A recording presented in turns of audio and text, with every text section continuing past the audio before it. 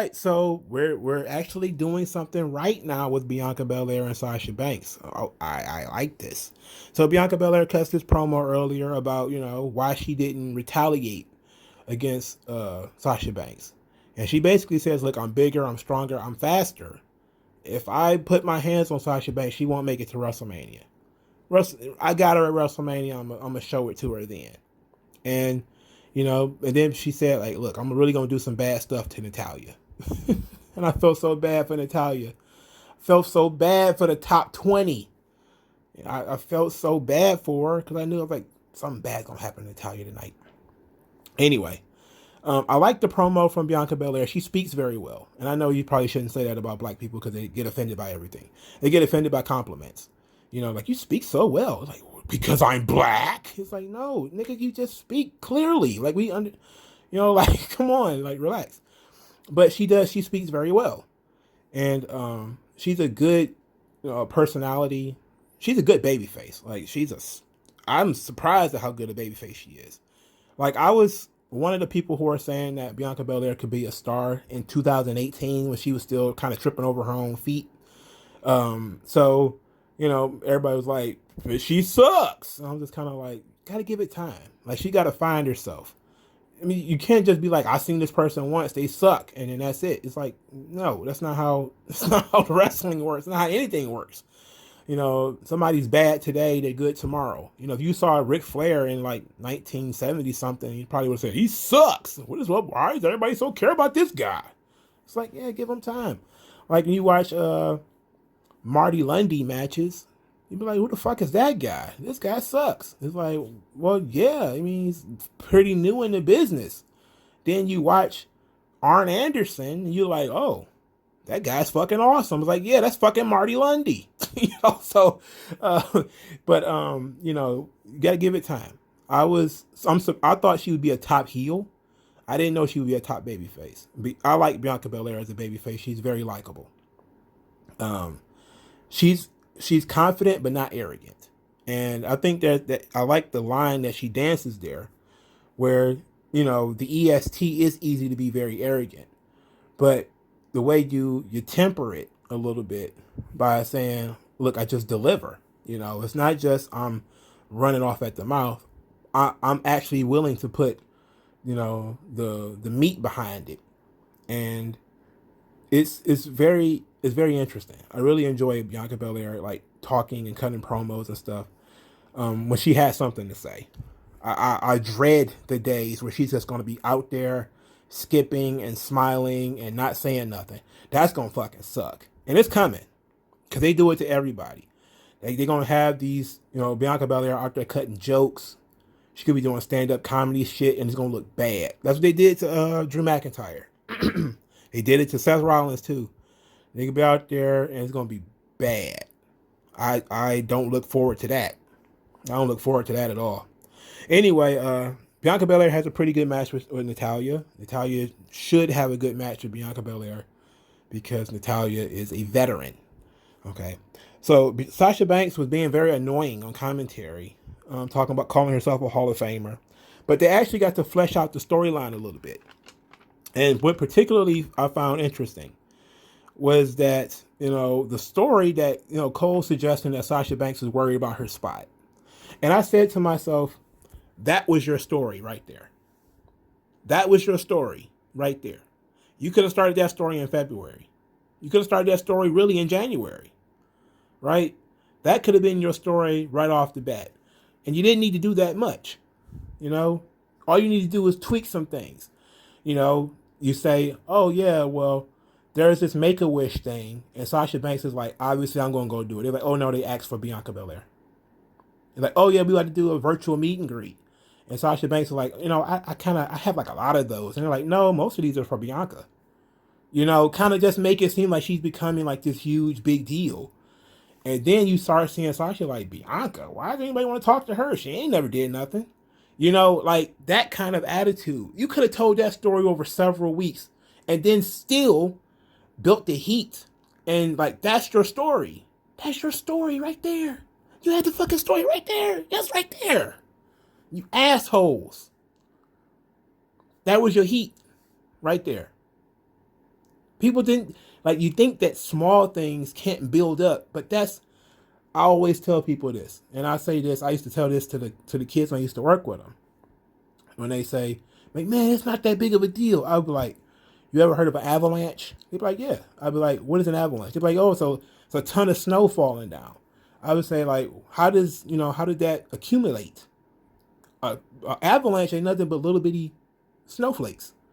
Get enough snowflakes together, it creates an avalanche. If you create enough just small instances, small sparks, that need to be big, gigantic nonsense. Just a couple of small digs here and there, built up over time. It's an avalanche. It creates fucking heat. Okay, just a couple of small matches, light this fire here, light this fire there. You know, you got Bianca doing commercials that Sasha Banks should be doing. You know, and different stuff like that. And then she just kind of like I'm the one with the title. I'm the one that, did this, and this. Why is everybody overlooking me? And then that's her impetus to turn heel. Because it's not that she doesn't like Bianca Belair. It's just that she's going to try to prove that she's still the one. Like, y'all crowning Bianca Belair, y'all going too far by giving her the crown and, having her take over my Make-A-Wishes and my meet and greets and stuff like that. Y'all going too far. That was your fucking story. But instead, what we got is 3 months of fucking tag team matches. Dumb. And then the tag team stuff is non-canon to what they're doing right now. At least for the most part. They tried to tie it in by having Sasha Banks talk about, oh, well, she tried to boss me around during the tag team match. And I was like, I can see it. With Sasha Banks, basically when Bianca Belair was telling her, like, this is not smart. You should be focused on this. I get it. Okay, I get that. But that's not you had a better story. You had 100 better stories over here. That story that you're telling is nonsense. They didn't need to be the tag team champions anyway. Why were they even in that position? We still didn't get an answer for that. It would have made so much more sense. A throwaway line from Michael Cole could have told 3 months of story if you were paying fucking attention. And you could have just had anybody do it. Anybody. You could have just had Adam Pearce or Sonya Deville every week nitpicking. Little things here and there. Little kids walking up, wanting Bianca Belair's autograph or going to her first. Which, to make it even more petty. Like that could have been like some really cool shit. Like some little black girl, like, oh my God, Bianca Belair, can I have your autograph? And she's like, yeah, sure. And then she's like, and she turns and she's like, oh my God, Sasha Banks.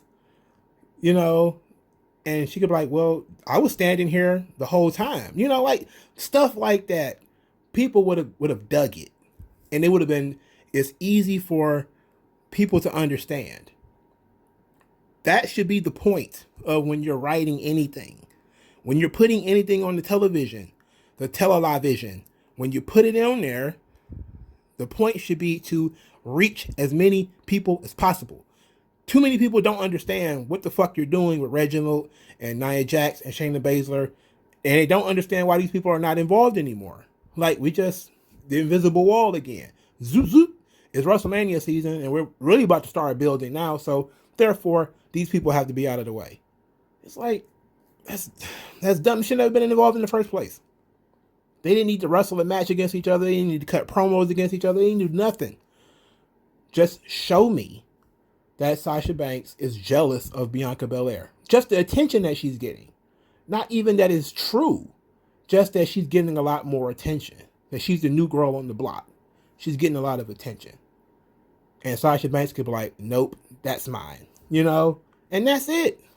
That could have, you could have filled up all these weeks of TV with that. And then while they're doing very little, you could have been building up other storylines with other people, putting more effort into, whatever you're going to do with the women's tag team titles, which you probably should be doing it on Smackdown anyway, because that's where the Riot Squad is. I just don't know why we can't just put the titles on the fucking Riot Squad. But, something like that. They wasted our fucking time with Reginald. I talked all about that. And it's so frustrating. It's so frustrating because the only thing I care about in this shit is matches are good. I care about matches for sure, but I care about the story more. I care about the story more than the match, to be quite honest. If because that's where the climax of the match should be, or the story should be, is it should be in the ring, you know. And if that's the story that you're going to tell, is that Sasha Banks is the best, but Bianca Belair is better.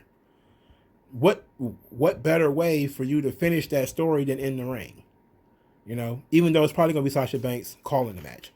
But anyway, Sasha Banks is taunting Bianca Belair outside the ring. And then Bianca Belair gets up and she smacks the shit out of Sasha Banks. I'm talking capital T, capital H, capital E, dash, capital S, capital H, capital I, capital I, capital I, capital I, capital I, capital T. That was hard. She slapped her hard. It was unreal. I was just like, she went Korakuen Hall on this bitch. She went Tokyo Dome on her ass, man. I'm like, God damn, you didn't have to hit her that hard. I was like, did she knock her unconscious? I was like, man, that was a hell of a receipt. Because, you know, Sasha did slap her pretty hard at, you know, Elimination Chamber. No, it's Fastlane, my bad. So she got her, I see it. Like, that's why I say, like, you know, Bianca Belair is kind of believable. You know, like, she laid that one in. That was a good one. So after she beats Natalya, KOD, finish. Good, decent match with Natalya. Wasn't bad. Bianca Belair attacked her. Sasha Banks attacked her from behind. Used the bank statement, and that was, you know, the thing that, you know, led to, I guess, Sasha Banks pointing to the WrestleMania sign, or them making sure the WrestleMania logo was in the shot. There was a lot of, you know, almost probably spend about 90 seconds on the following. There's a lot of talk about Charlotte being added to this match.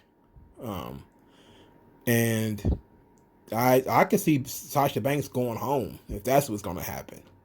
So, you know, Sasha Banks she's very controlling. I can see Sasha being like, oh, you want to put Charlotte in here? I'm going home then. And, you know, that's probably, ultimately, I can see that happening. So I don't think they're just going to throw Charlotte into this match. Plus, it's only like 2 weeks away. You know, but I would be okay with Charlotte having a match.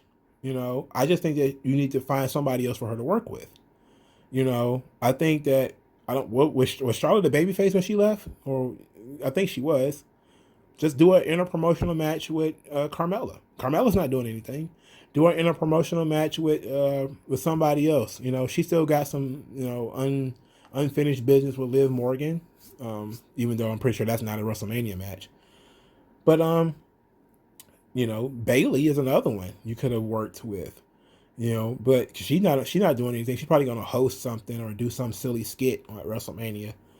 But this idea that they create this conspiracy theory that Charlotte was going to be involved and was going to, you know, hop into this match at WrestleMania because Daniel Bryan had hopped in. So all of a sudden, this is going to be random people jumping into these matches all of a sudden. It's like, nah, I don't believe that one. I ain't believe that one. Anyway, let me know what you guys think in the comment section below. Like this video. Share this video, subscribe to the channel. I thank you guys for your time. Send cash via the Cash App, and it will be in the comment section below. Send emails to mrslade84@gmail.com if you want to ask a question. And I'll talk to you guys later, man.